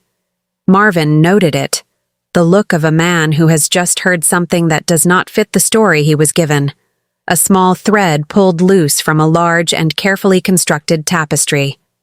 Elder Vane stepped forward. The council will recognize, he said formally, the marrow rite, exercised this night by Marvin Oshie, whose bond with the territory of Valdenmoor has been confirmed by the Echo. This rite supersedes the dissolution parchment, which is hereby... There is a counter-document, Thessaly said, calmly. She placed a hand on the papers in front of her. Signed by the required number of council witnesses. It formally contests the Echo's validity as a legal mechanism on the grounds that the marrow rite has not been invoked in over 2 centuries, and its standing in current pack law is entirely intact, said a voice from the doorway. Everyone turned. The woman who stood there was old. Older than Marvin, older than Vane, possibly older than the building itself, which was saying something. She was small and very upright, with the bearing of a woman who had decided decades ago that gravity was a suggestion rather than a requirement. She wore traveling clothes and carried a wooden staff, and had the expression of someone who has been awake for a very long time and is mildly irritated about it. Zarek made a sound beside Marvin, a small, involuntary sound of recognition. Grandmother Sove, he said. Don't? Grandmother Sove me? Said the old woman briskly, stepping into the room. I have been traveling for 2 days because someone— She pointed her staff at Zarek with the precision of a woman who knows exactly who is responsible for her inconvenience.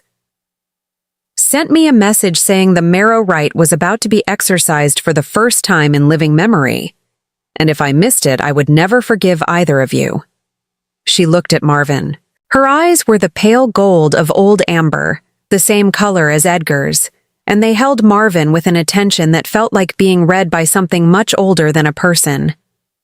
You are your mother's daughter, she said, with a satisfaction so complete it left no room for argument. I have been told that before, Marvin said with absolute composure, and I have never taken it as anything but the highest compliment. Grandmother Sove smiled. Brief, sharp, brilliant. Good.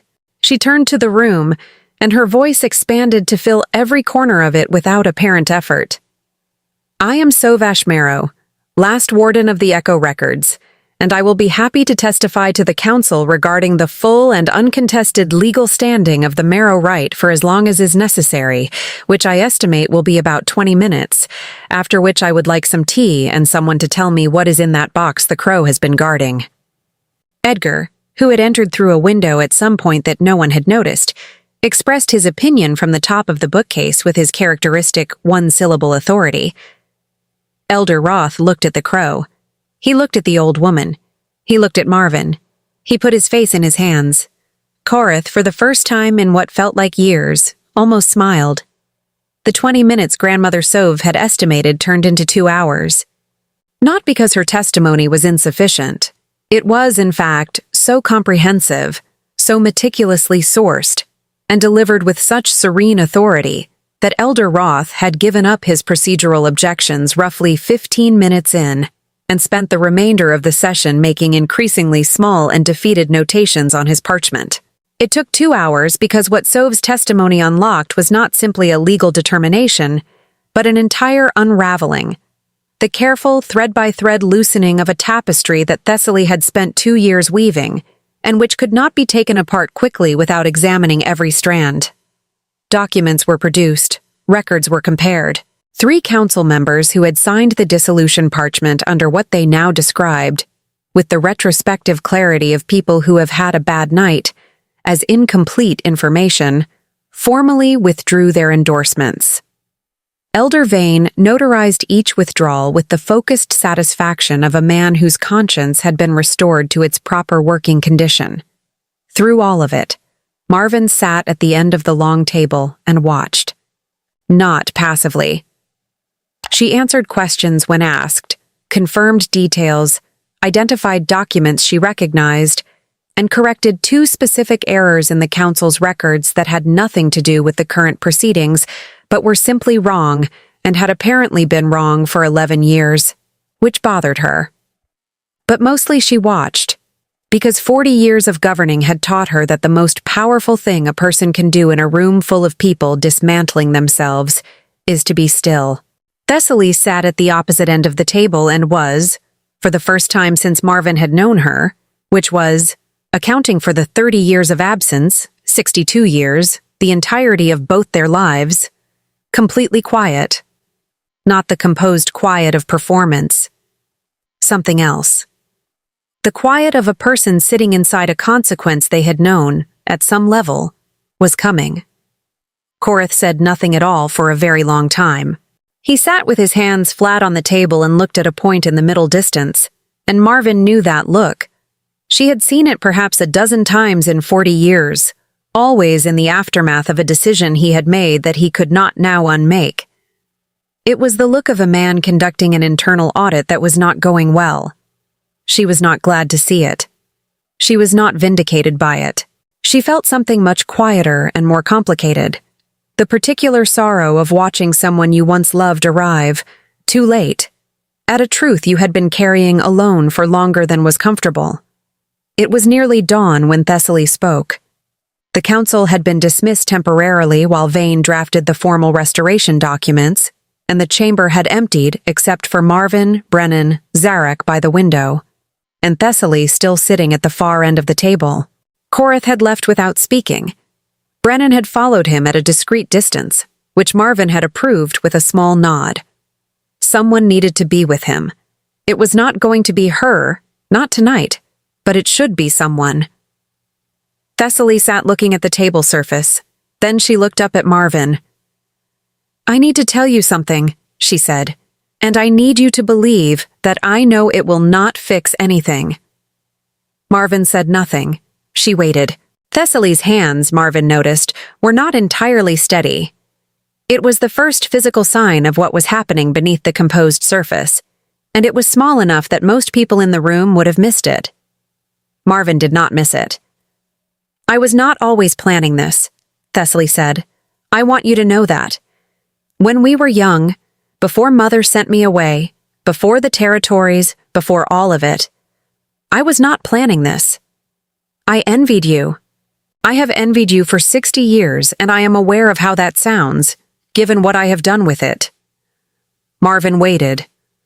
"You stayed," Thessaly said. "You had the land and the name and the life that was supposed to be shared between us and was not, because of decisions made before we were old enough to make any of our own. And I—" She stopped. Started again. "I told myself, for a very long time, that I had made peace with it. And then Rael died."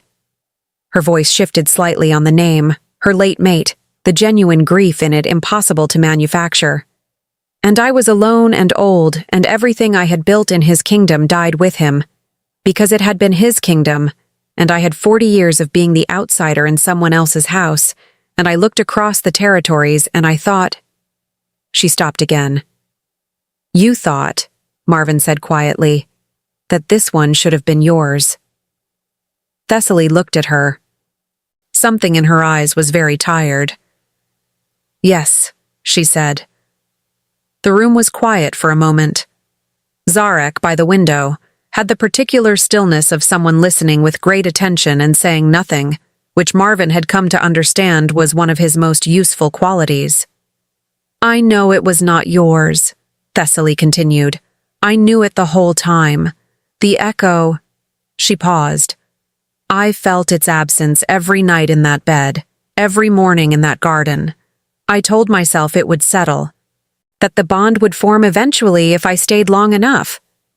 She looked at her hands. "The land is not easily deceived." "No," said Marvin. "It is not." "I am not asking for forgiveness," Thessaly said, clearly, without self-pity. "I am asking you to know that when I looked at you across this room tonight, when you walked through those doors—" She stopped, and this time the silence lasted longer. "I was afraid of you. Not of what you could do to me, of what you are. Because you are everything I told myself I could be, if I just had what you had. And watching you prove that it was never about what you had." She exhaled. "It was expensive, Marvin. Learning that." Marvin looked at her sister for a long time. 62 years. The same face, the same silver hair, the same line of the jaw. 2 lives built in completely opposite directions from the same starting point, and arriving here at opposite ends of a council table at dawn, with everything between them that could never be fully untangled, and everything that might, given sufficient time and honesty, be at least laid flat and examined in the light. "I am not going to forgive you today," Marvin said at last. "I want to be honest about that." Thessaly nodded, one small, precise nod. "But I am also not going to spend whatever years I have left carrying your debt as though it were mine," Marvin continued. "That is not generosity.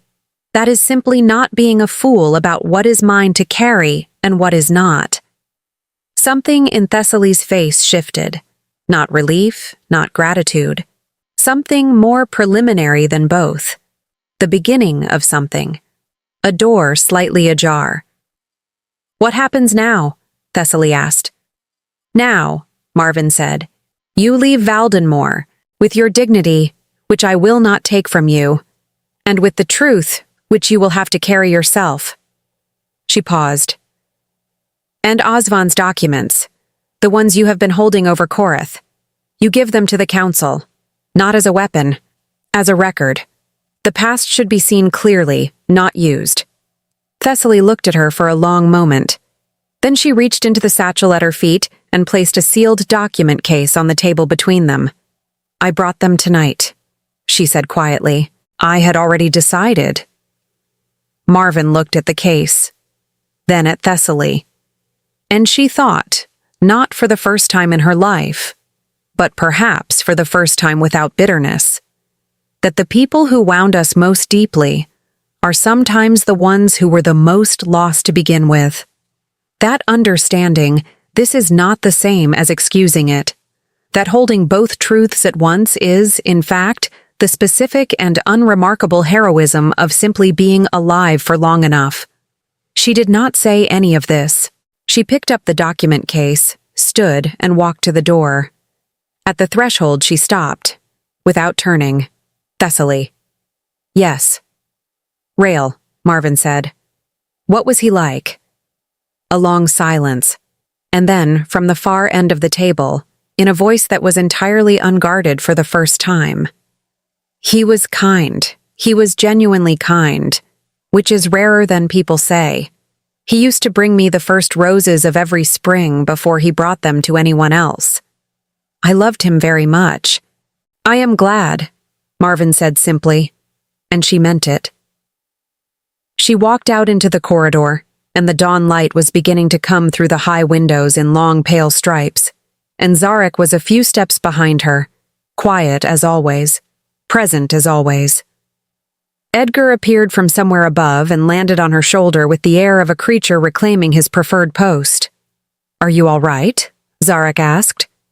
Marvin considered the question with the seriousness it deserved. The echo moved through the floor beneath her feet. The morning was coming in.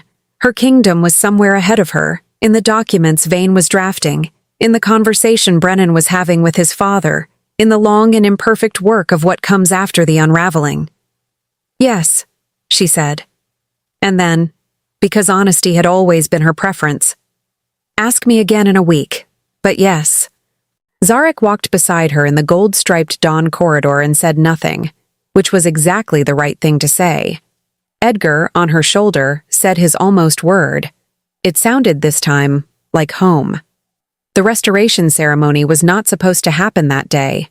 Elder Vane had estimated 3 days for the documentation, the formal revalidation of the marrow rite, the witnessed withdrawal of the dissolution parchment, the countersignatures required by pack law, the sealing of the Osvan record into the council archives. 3 days was reasonable.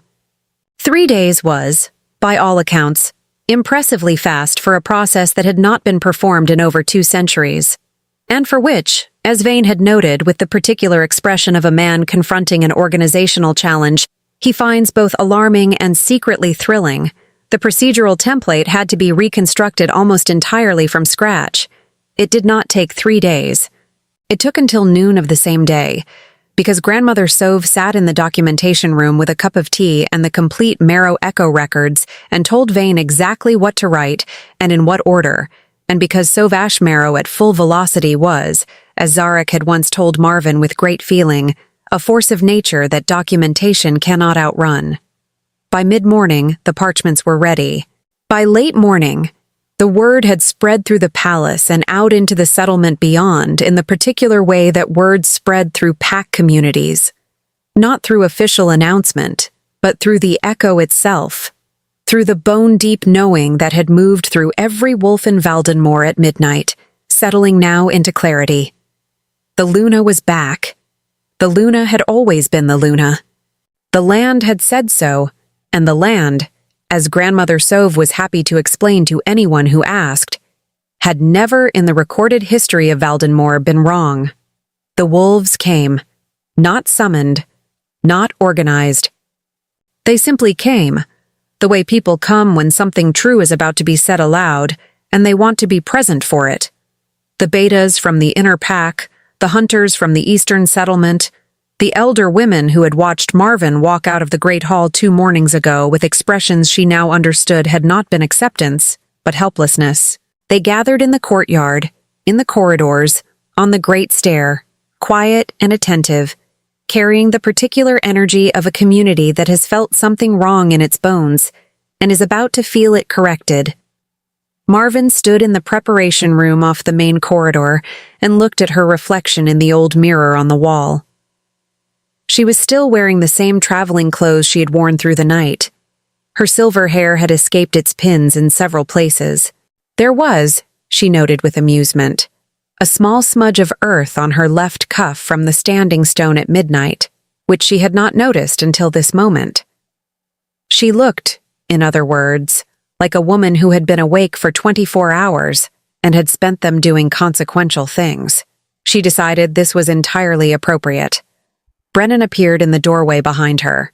She saw him in the mirror before she turned, tall, steady, his father's height and his grandmother's eyes, and something that was entirely his own in the set of his jaw. He was carrying a folded garment in his hands, and when she turned, he held it out to her. It was her ceremonial wrap, the deep midnight blue one, the one she wore for formal occasions, embroidered along the hem with copper thread, the one that matched the tapestry. She had not packed it. She had left it hanging in the Luna's chambers when she walked out with her single bag. "How?" she started. "I took it the morning you left," Brennan said. "Before—" He stopped, started again. "Before anyone thought to inventory the room. I didn't know if you'd need it. I just didn't want it to end up on someone else's shoulders." Marvin looked at her son. She looked at him fully, the way she sometimes had to remind herself to do, not as the boy she had raised, not as the future king she had quietly prepared, but as the man he had become, entirely on his own terms, good in the specific and unrepeatable way that only he was good. "Come here," she said. He crossed the room in 2 steps, and she took his face in both hands the way she had when he was small, and he bent down for it because he always had, and she pressed her forehead to his. They stayed like that for a moment. Just a moment. Just the two of them, in the quiet room with the morning light coming through the window. "You are going to be extraordinary," she said quietly. His jaw moved. He nodded once, tightly, and straightened up, and blinked twice, rapidly, and became extremely interested in adjusting his collar. She allowed him this. "Father wants to speak to you," he said, once he had his voice back. "Before the ceremony, he is in the East Study. I told him I would ask." "Only if you want to." Marvin considered this. She turned back to the mirror and shook out the midnight blue wrap and settled it across her shoulders with the practiced ease of 40 years. "Tell him," she said, "that I will come to him. After." Brennan nodded. He understood the weight of that after, not punishment, not withholding. Simply the correct order of things. First the truth, publicly spoken. Then the private reckoning. He left. She straightened her hair as best she could, looked at herself one last time and thought, 62 years, a bag with 3 books and an herb kit, a crow named Edgar, and a man 30 years younger who drives through the dark at midnight without being asked. She smiled at her own reflection, not the public smile, the real one, the one she saved. Then she went to find Zarek. He was in the courtyard, where he had been for the past hour, not visibly waiting, just present in the way he was always present, positioned at the east wall near the old foundation stones where the echo ran strongest. He was watching the gathering crowd with the calm attention of a frontierman cataloging a landscape, and he did not notice her approach until she was beside him, which was unusual because he noticed most things. She stood next to him and looked out at the courtyard filling with wolves. "This is yours," he said without preamble. "Yes," she agreed. "How does it feel?" She thought about it honestly. The echo moved beneath her feet, warm and constant, a recognition so deep it had no adequate language. The morning light was full now, lying across the old stones in gold. Edgar was on the east wall, presiding over the assembly with the gravitas of a bird who has earned his position through decades of commitment to being present at important moments. "Like something that was always true," she said, finally being said out loud. Zarek was quiet for a moment.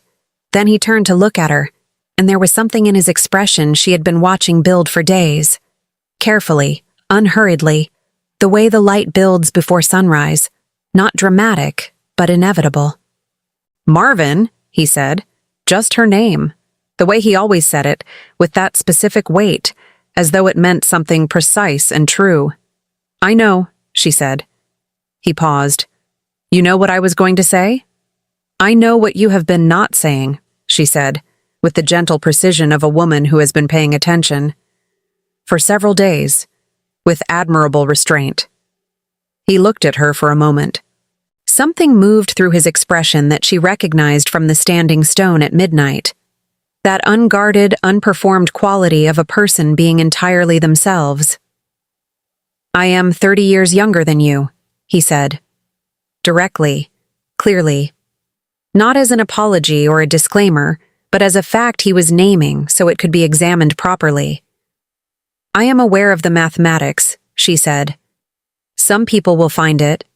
Some people," she said calmly, "find a great number of things. That has never been a sufficient reason to make decisions." She looked at him. "The question is not what some people will find. The question is what is true. And what is true is—" She stopped. Let herself feel it, actually feel it, without immediately managing it or containing it or filing it neatly into the appropriate category. The warmth of it, the simple, uncomplicated warmth.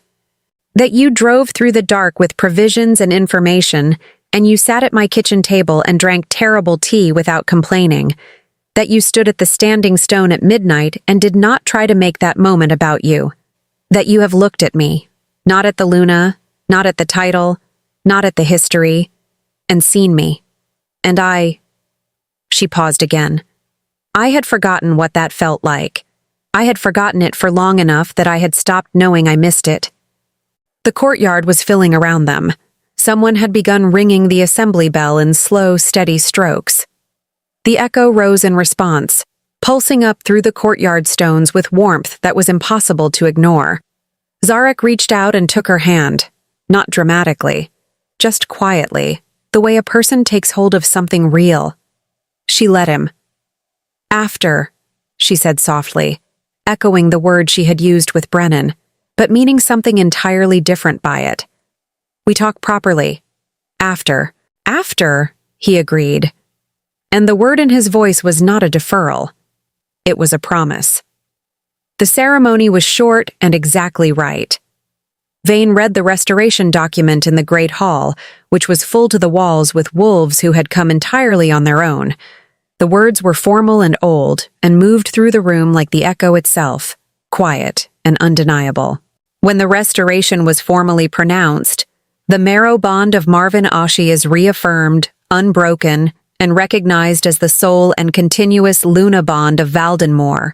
The echo surfaced again, briefly, warm and clear, and moved through the assembled pack in a wave that produced a sound Marvin had never heard before from a crowd of wolves. A collective, involuntary exhale, as though every body in the room had been holding its breath for 2 days and had just been given permission to stop. She stood at the front of the hall, under the amber light of the chandeliers, in her midnight blue wrap with the copper hem, and she was steady. She looked at the tapestry on the far wall, the one she had commissioned 23 years ago, midnight blue and copper thread. The founding wolves of Valdenmoor, still watching from the wall, still exactly as she had asked them to be. She had been right about the colors. It was an hour later, the hall quieter now, the council dispersed to their various administrative aftermaths, Vane managing 6 things simultaneously with the energized focus of a man who has had his conscience restored and is making the most of it, when Korath found her. He came alone, which she had not entirely expected. He looked older than he had 2 mornings ago. Not physically, but in the way a person looks when something they had been inflating themselves with has quietly deflated, and what remains is the actual shape of them, which is smaller and more honest. They stood in the east corridor, where the morning light came through the high windows in long, pale bars. Not the great hall, Not a formal setting, just a corridor, and two people with 40 years between them, standing in the light. "Marvin," he said. She waited. "I have been—" He stopped, tried again. "I was told a story about myself," he said, "about who I was becoming, about what I needed." His voice was careful, the way voices are when the speaker is monitoring every word for honesty. And I chose to believe it because it was easier than looking at what was actually true. Which was— He paused for a long time.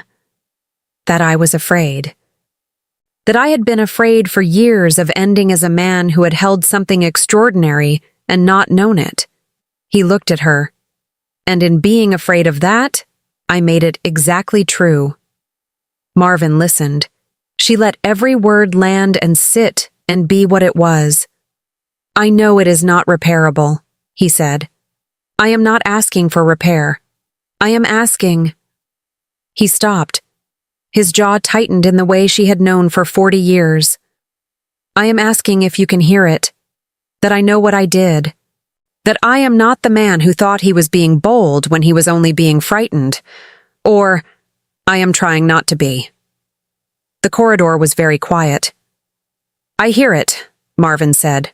"No more, no less." He nodded. His eyes were bright in the way she recognized, and she looked away, not to spare herself, but to spare him. Some dignities are small and worth preserving. "Brennan," she said after a moment, "he is good, Korith. He has always been good. Whatever comes next, and I imagine quite a lot comes next, don't waste the time you have with him." Korith was quiet for a moment. Then, "I know," he said. "I know he is." She walked past him, gently, without drama. He let her go, and she went to find her son and her improbable frontier guardian, and the crow who had been waiting, apparently for decades, for this exact morning to arrive. The marrow echo ran beneath the palace floors, steady and unhurried. Outside, the kitchen garden rosemary was still flowering in the afternoon light, small purple blooms catching the sun like scattered sparks, patient and fragrant and entirely unbothered by the extraordinary amount of history that had just occurred around them. The land remembered.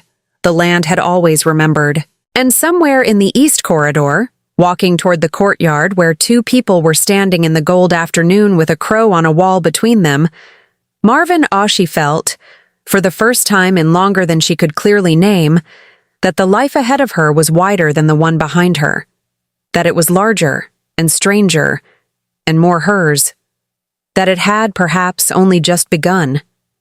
6 months is enough time for a kingdom to find its footing. It is enough time for the paperwork of a restoration to move through every layer of council administration, emerge on the other side correctly stamped, and be filed in the archives next to the Marrow Echo records that Grandmother Sove had reorganized with such thoroughness that Vane had described the experience of receiving them as both the most educational and most humbling afternoon of his professional life. It is enough time for the northern wells to run full again, for the harvest borders to recover their yield, for the restlessness in the outer settlements to settle back into the ordinary, productive hum of a community that knows in its bones that the right person is keeping watch. 6 months is also enough time, Marvin had discovered, for a woman who spent 40 years being a Luna to discover who she is when she is simply herself, and for that discovery to be, against all reasonable expectation, not a loss, but an arrival. She was sitting at the old kitchen table in the Ashi cottage on the morning everything concluded, a morning in early autumn, when the air had that particular quality of gold and cold that she had always loved, the kind that smells of wood smoke and turned earth and something that has no name but feels like clarity. When Brennan arrived with the final documents, he was alone. He drove himself, which she had specifically requested, because some mornings needed to be private. He came through the gate, which no longer screamed, because Zarek had oiled the hinges 3 months ago with the quiet efficiency he brought to most practical problems, and knocked and came in and set the documents on the kitchen table beside her cup of tea. She looked at them. Then she looked at him. He had been regent for 4 months while the council processed the restoration and its attendant complexities, and he had been, by every account she had received, from Vane, from the outer settlement leaders, from the kitchen staff, whose opinion she valued above most official sources, exactly as good at it as she had always known he would be. Not because he was without mistakes. He had made mistakes, and he had been transparent about them, and he had corrected them, and then he had made different ones and corrected those too. That is, in Marvin's long experience, the entire definition of good governance, the willingness to be wrong in public and keep going. "These are the abdication documents," she said. "Yes," said Brennan. "And the formal transfer of the Alpha throne and the Luna title." "Yes." He paused. "You don't have to. I want to be clear about that. The council would recognize you indefinitely. The echo will follow me," she said simply. "Wherever I am. That is rather the point of a marrow bond. It does not require a throne to be real." She picked up the pen beside the documents, the good one, the one with the weighted handle she had always preferred. "The question was never whether I could hold it. The question was whether holding it was the best use of what I have left." She signed. The pen moved across the parchment with the decisive clarity of a woman who has made a decision from her whole self, not just the part that knows what is expected. Brennan watched her. He did not speak until she set the pen down. "Are you certain?" he asked, quietly. She looked at him, at the man who had bent his head for her kiss since he was small, who had gripped a newel post with white-knuckled loyalty, who had driven through the dark to a cottage and brought the right garment without being asked. "Brennan," she said, "I have been certain of very few things in 62 years with the consistency I am certain of this." She folded her hands. "You are going to be a good king, and I am going to be, for the first time in my life, purely and extravagantly happy. These two things are not in conflict." He picked up the documents carefully, the way he had always handled important things. Then he crossed the room and crouched beside her chair the way he had when he was very young, putting himself at her level, and looked up at her. "I am going to need your counsel," he said. "Not officially. Just you. When things are complicated." "I am 30 miles away," she said. "I am not on the moon." "Good," he said. "And I have a crow with an extraordinary sense of when he is needed," she added. "Edgar has delivered messages through considerably worse weather than this territory ever produces." From the window, Edgar made his one-syllable sound of confirmation. Brennan looked at the crow. He had, over the past months, arrived at a position of respectful coexistence with Edgar. Not warmth exactly, but the mutual acknowledgement of two beings who occupy the same important person's life, and have decided that territorial dispute is unproductive. "Right," said Brennan. He stood. He straightened his collar in the Duan family way. He picked up the documents, kissed her forehead, and walked to the door. At the threshold, he paused. "Zarek," he said without turning. "He is." "Yes," said Marvin. "Good," said Brennan, and walked out. The matters that remained. Osvin had arrived at Valdenmoor 3 days after the restoration, with his 12 elder witnesses and his 4 centuries of documentation, to find that the throne succession question he had spent 3 decades preparing to contest had been resolved. The records he had intended to use as leverage had already been submitted to the archives by his own co-conspirator, and the new regent was Brennan Duan, whose legitimacy was unambiguous, and whose reputation in the outer territories, where Osvan's own support base lived, was, inconveniently, excellent. Osvan had sat with Brennan for an afternoon. Brennan had read every document he brought, asked thoughtful questions, acknowledged the genuine procedural concerns contained within them, and proposed a formal review commission to address the historical irregularities in the succession records, not as a political maneuver, but as a matter of record integrity, which, it turned out, was the thing Osvan had actually wanted all along. Not the throne, just to be right, to have the record say he had been right. The commission was formed. Osvan was appointed to chair it. He had not caused trouble since. He had, by the latest report from Brennan, become almost collegial with Elder Vane, which was either deeply encouraging or mildly alarming, depending on how one felt about the two of them having extended access to the archive rooms. Thessaly had left Valdenmoor the morning after the council session, as agreed, with her dignity and the truth, and nothing else she had not arrived with.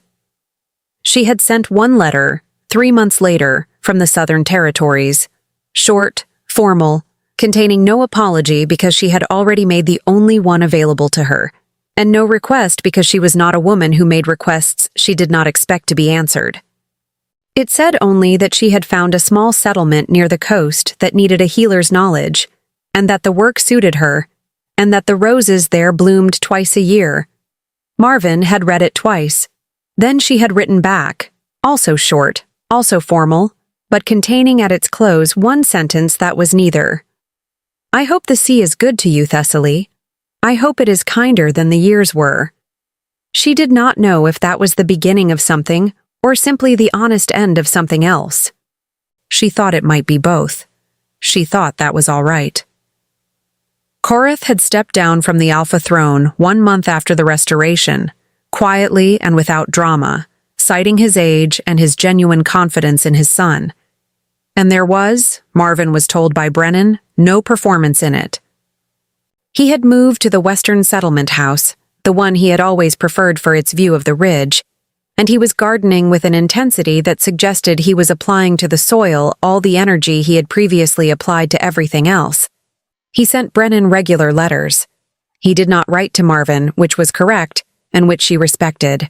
Grandmother Sove had stayed for 2 weeks, reorganized 3 additional archive rooms, declared the Marrow Echo records officially complete and cross-referenced, eaten an extraordinary amount of the kitchen's best soup, and then departed for the mountain territories with Edgar escorting her for the first day's journey, which she had not requested and which Edgar had decided was happening regardless.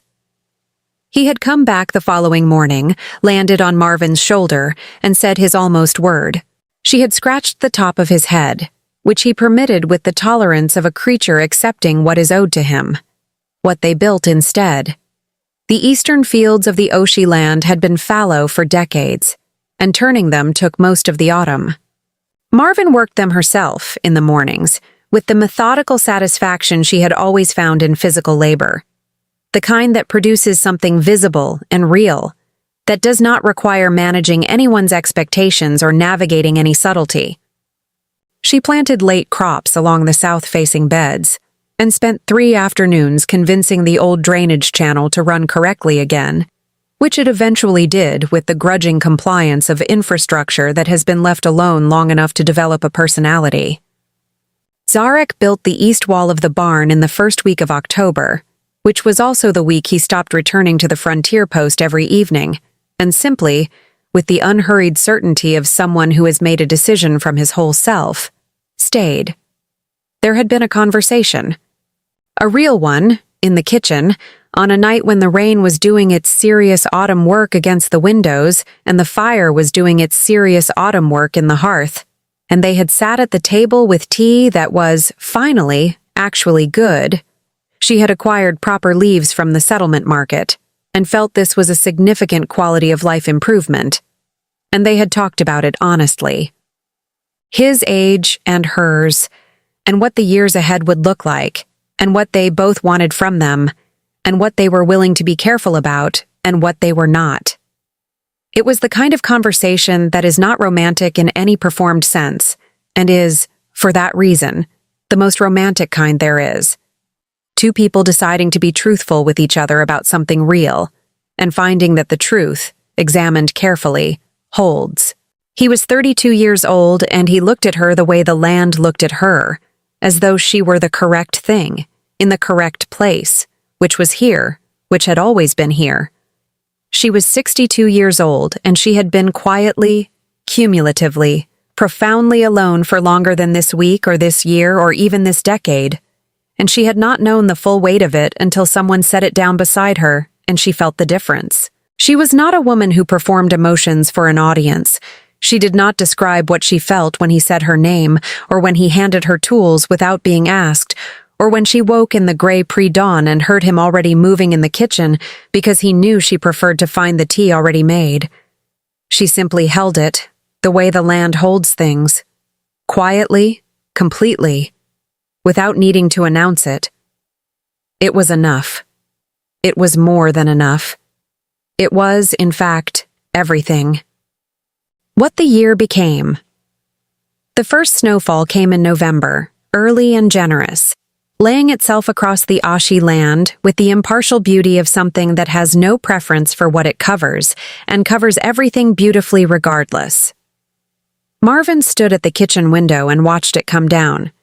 Edgar was on his window perch, tracking each flake with the officious attention of a bird who has appointed himself chief meteorological observer, and takes the role seriously. Behind her, Zarek was doing something at the table that involved a map of the eastern drainage system and considerable quiet concentration, and the fire was burning, and the kitchen smelled of wood smoke and dried herbs, and the soup she had started that morning, and the snow was coming down outside in that particular, unhurried, entirely indifferent way that makes everything beneath it look clean. She thought about the great hall, the amber light, the faces that would not look at her directly, the tapestry on the far wall, the sound beneath the stone. She thought about the vial and the standing stone at midnight, and Brennan in the doorway with the midnight blue wrap. She thought about Thessaly's roses blooming twice a year by the coast, and Korath in his Ridgeview house with his hands in the soil, and Osvan finally having his commission, and Vane with his reclaimed conscience humming along at full capacity, and Grandmother Sove in her mountain archive probably reorganizing something that had been misfiled since the previous century. She thought, 62 years, and this is the morning I always needed. She did not say this aloud. She simply stood at the window and watched the snow and felt the marrow echo move beneath the floor, softer here than at the palace, gentler like a heartbeat in a quiet room rather than a cathedral. And it was warm, and it was hers, and it was home. The soup needs another hour, she said, to no one in particular, and both of them at once. I know, said Zarek without looking up from his map. Edgar said his almost word. The snow came down. The end. Epilogue. There is a particular kind of woman the world tends to overlook. She is the one who has been present for everything, who built the gardens and kept the accounts and remembered every name and stayed through every winter, and who is so thoroughly woven into the fabric of a place that when she leaves, the place itself begins to unravel, quietly and from the inside, the way a garment unravels when the foundational thread is pulled. The world forgot about Marvin Oshie for approximately 4 days. Then the land reminded it. The marrow echo does not rage. It does not demand. It simply persists, patient as stone, warm as deep earth, until the truth it carries can no longer be mistaken for anything else.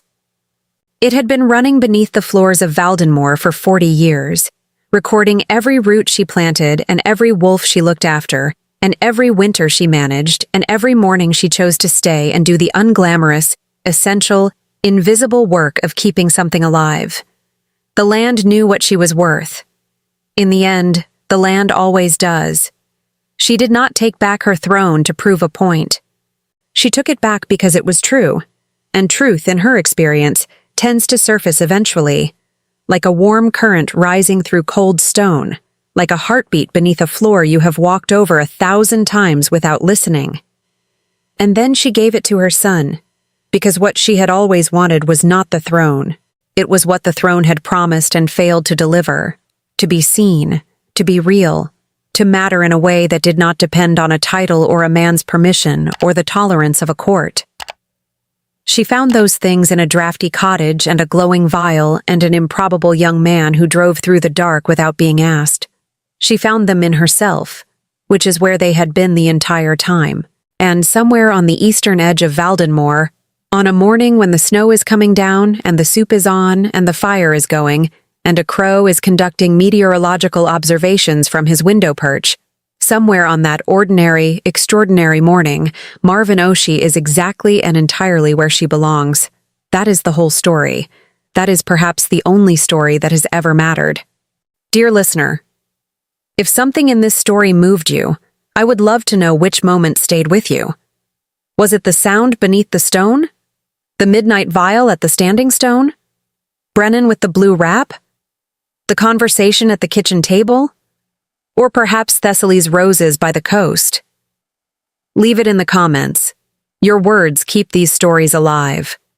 And if you are the kind of person who believes that 62 years is not an ending but a beginning, this story was made for you.